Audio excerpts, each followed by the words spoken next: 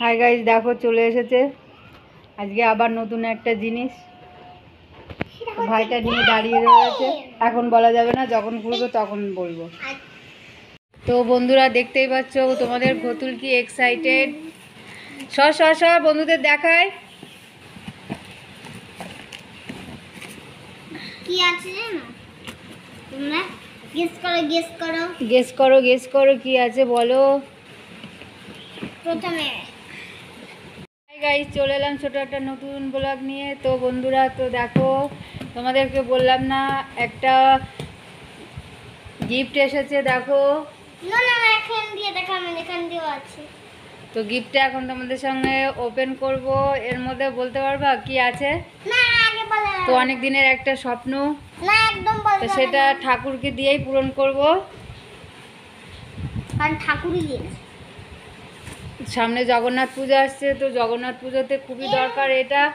তার কারণ হচ্ছে আমাদের যে রাঁধুনি জগন্নাথ পুজোতে রান্না করে, যা বলেই দিল। রান্না করে সে বলেছিল যে তুমি যদি এবার না আনো তাহলে আমি রান্না করতে পারবো না। আমি নাম বলিনি এখনো।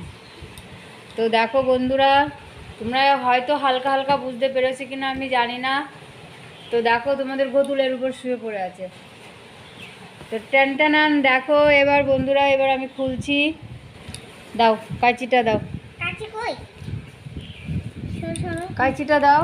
দিয়েছি তো। কোথায় দিয়েছো? এত বড়।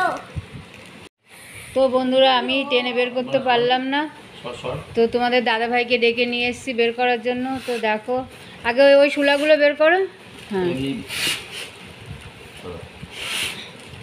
তো দেখো টেনটানান। তো গাইস অনেকটাই সুন্দর। দেখো এত সুন্দর হবে ভাবিনি। তো দেখেছো বন্ধুরা, এর মনে ইয়ে কই, ওর মধ্যে আর কিছু নেই? কেন, থাকার কথা তো কিছু নেই। তো গাইস সবটিকে প্যাক। তো গাইস দেখতেই পাচ্ছ পুরো সেটিং করে নিয়েছি।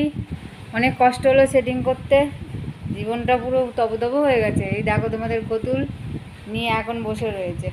এইটা যেমন আমি রান্না করব। ও এখন রান্না করতে বসেছে, দেখেছো? এগুলো সব অটোমেটিক, কোনো ইয়ে লাগবে না, লাইটার লাগবে না। তো অনেক দিন ধরে ভাবছিলাম কিনবো। তো জয় জগন্নাথ, জগন্নাথের কৃপায় হলো। তো গাইস জগন্নাথ আসবে কিনা জানি না। জগন্নাথ ঠিক আসবে। তো আমাদের ভিডিও যদি ভালো লাগে অবশ্যই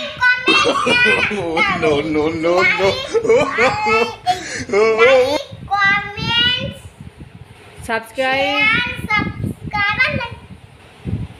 তো করে দিও বন্ধুরা। Bye, tata.